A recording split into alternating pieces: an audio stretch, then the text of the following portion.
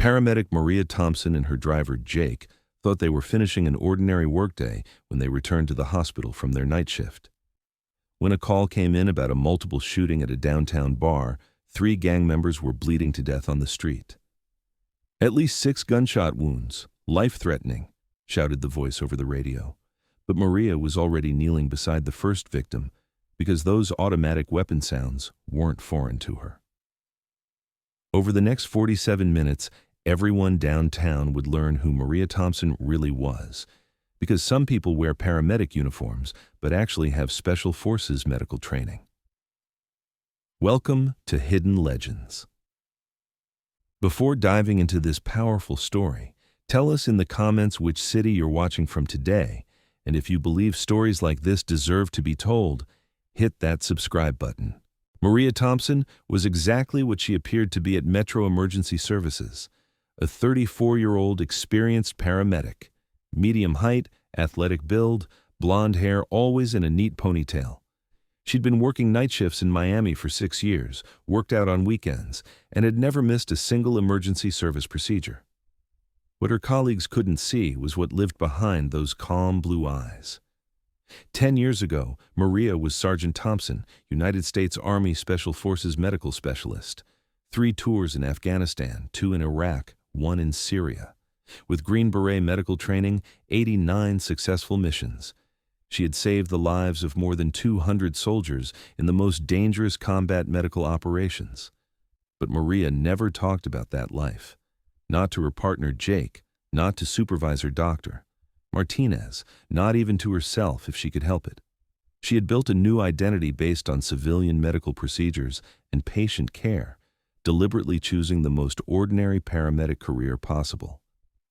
What Maria didn't know was that in exactly 47 minutes, all that training would surface whether she wanted it to or not.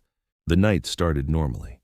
Maria was on night shift, 11 p.m. to 7 a.m. She and her partner Jake Morrison were responding to routine calls: heart attack, home accident, drunken fall, standard night shift work. Tuesday, March 18, 2024. As Maria parked the ambulance in the garage, something caught her attention. There was tension in the radio traffic, multiple unit dispatches, code reds, but nothing had come their way yet. "Quiet night," said Jake, sipping his thermos coffee. "So far," Maria said calmly. But Maria's trained ear heard different things: radio patterns, dispatcher tones, unit locations. Special operations training had taught her to read communication intelligence. This was the silence before a major operation. At 12:47 a.m., she was proven right. The radio exploded.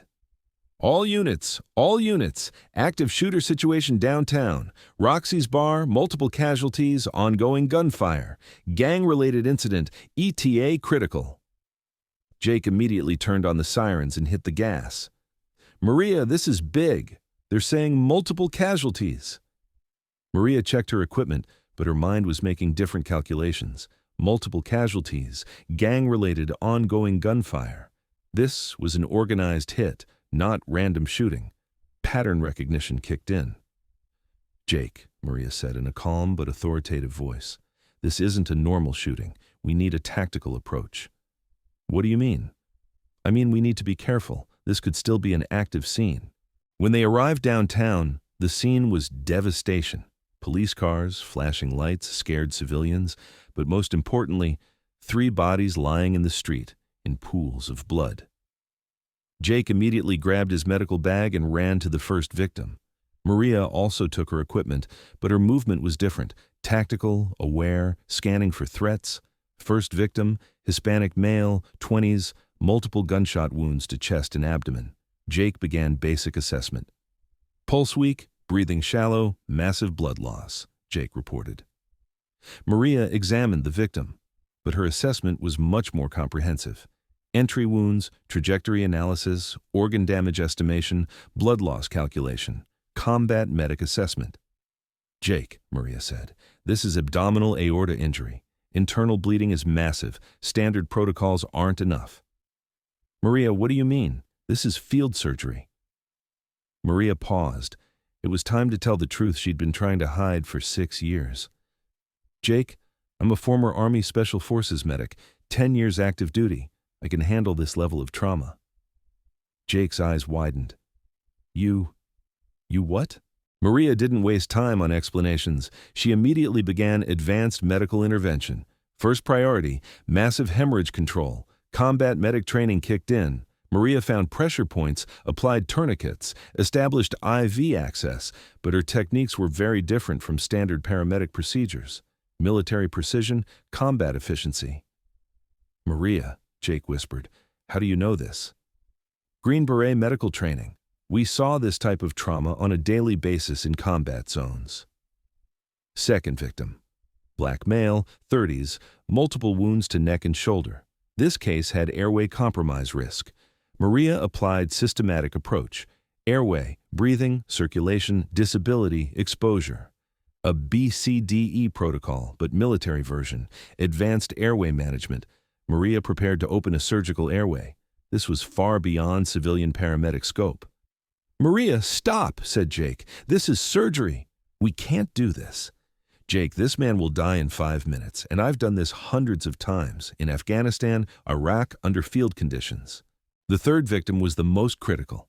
Latino male, 25 years old, devastating injuries to torso. Would have been a challenging case even in a combat zone. Maria immediately made triage decision. Immediate, red category, life-threatening but salvageable.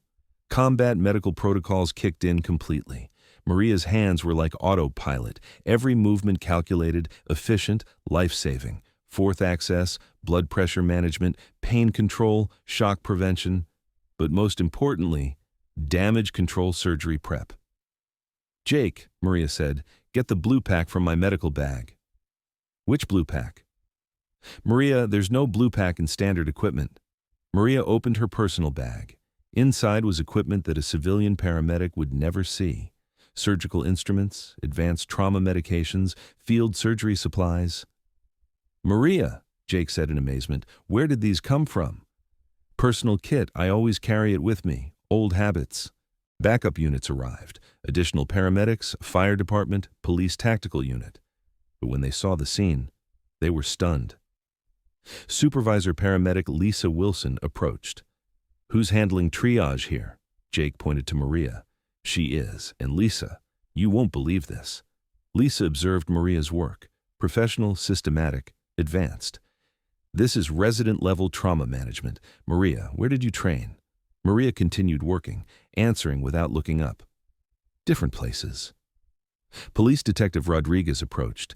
Gang shootings were his expertise. Paramedic, how are the casualties? 3 critical, all stabilized, ready for transport, Maria reported. But detective, this was an organized hit. Professional execution, close-range, high-caliber weapons. Detective Rodriguez was surprised. You can tell this from the wounds? Entry angles, powder burns, trajectory patterns. I've seen similar in... Maria paused. In training. During transport, Jake couldn't concentrate. The Maria he'd known as his partner for 6 years had suddenly become a completely different person. Maria, Jake said quietly. What exactly does Special Forces mean? Maria sighed. Time for the truth. Green Beret Medical Sergeant, 10 years active duty, Special Operations Medical Support, Afghanistan, Iraq, Syria. And what did you do there? Combat medic, advanced trauma surgery under fire, battlefield medicine, life-saving operations behind enemy lines. Jake remained silent for several minutes. Then, how many? How many what? How many lives did you save? Maria hadn't counted in a long time. Over 200 confirmed saves, 0 KIA under my care. Arrival at Metro General Emergency Department. Dr. Sarah Kim, trauma attending, recognized Maria. Paramedic Thompson, what do we have? 3 GSW victims, multiple traumas. First patient, abdominal aorta injury with massive internal bleeding. Second, airway compromise from neck trauma. Third, thoracic injuries with potential cardiac involvement. Dr. Kim stopped. That's surgical level assessment, very detailed. Ma'am, advanced training. The cases were transferred to OR teams. All 3 victims were in stable condition. Dr. Kim approached Maria privately. Thompson, that assessment was remarkable. Where did you get surgical training? Maria hesitated. Military medical background, ma'am. Which branch? Army. Special Forces Medical. Dr. Kim's expression changed to respect. How long? 10 years active duty, combat medical specialist. And you're working as a paramedic, why? Maria looked out the window at ambulances continuing their runs, saving lives in peaceful circumstances. Because, ma'am, same mission, different battlefield. Jake couldn't process it completely. Maria, we've been partners for 6 years. I thought I knew you. You do know me, Jake. The person you worked with every night. That's the real me. Military background is just tools in the toolkit. But these skills, this knowledge level, Jake, war taught me to save lives under the worst conditions. Here, in peacetime, those skills still save lives. The mission continues. Jake began understanding. So every call we've been on, every call I've been using everything I know to save patients. Military training never stops. It just finds new applications. Weeks later, the 3 gang members recovered. For the first time, someone asked Maria why she'd saved them. Ma'am, said Miguel, the first patient, we were shooting each other. Why did you save us? Maria's answer was simple. Because that's the job. Save lives. Don't judge them. But we were criminals. That night you were patients. That's all that mattered. Miguel thought for a long time. Ma'am, what you did changed something. Like what? Made me think different about life, about second chances. Dr. Kim called Maria to a private meeting. Thompson, I have a proposal. Chief of Emergency Medicine position, running the entire trauma program. Maria was surprised. Dr. Kim, I'm a paramedic, not a doctor. Your combat medical experience is equivalent to residency plus fellowship. We can arrange board certification. Why me? Because you combine street medicine with surgical expertise, plus you understand what real emergency response means. Maria considered. Can I think about it? Of course. But Thompson, you could train hundreds of doctors, save thousands of lives indirectly. Maria talked with Jake about the offer. What do you think? Maria, it's an incredible opportunity. Chief of Emergency Medicine ... But I'd leave street duty. No more ambulance calls. Jake understood. This is who you are, isn't it? Street medic. Yeah, direct patient care, person to person. That's where I belong. The next day, Maria gave her answer to Dr. Kim. Ma'am, I appreciate the offer, but I want to stay a paramedic. Why? Because every call matters. Every patient deserves the best care available. That happens in the ambulance, not in an office. Dr. Kim smiled. I respect that. But would you teach part-time? Share your knowledge? Yes, ma'am. Teaching is service too. Maria still works the same night shift at Metro Emergency Services. Same partner, Jake. Same dedication to direct patient care. But now, she teaches advanced trauma protocols to new paramedics. Her combat medical experience is saving more lives than ever. Young EMTs look up to Maria as a mentor. How do you stay calm during extreme cases? Training, experience, understanding that every life is valuable. How do we learn that? Practice, study, never give up on a patient. Maria's story spread throughout the EMS community. Former military medics began coming forward. A support network formed.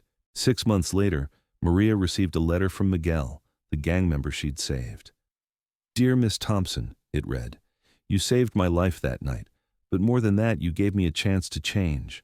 I'm in college now, studying to become a paramedic. I want to save lives like you do. Maria smiled reading the letter. Full circle completed. Every patient saved potentially became a lifesaver for others. Military training had found perfect civilian application. Her phone rang. Jake on the radio. Maria, we got a call. Multi-vehicle accident, Highway 95. Multiple casualties. Maria grabbed her gear. Copy that. En route. Same mission, different day. Same dedication to service. Because that's what hidden legends do. They don't stop serving. They just find new ways to serve. Whether battlefield or city street, combat zone or ambulance, the mission remains the same. protect those who need protection.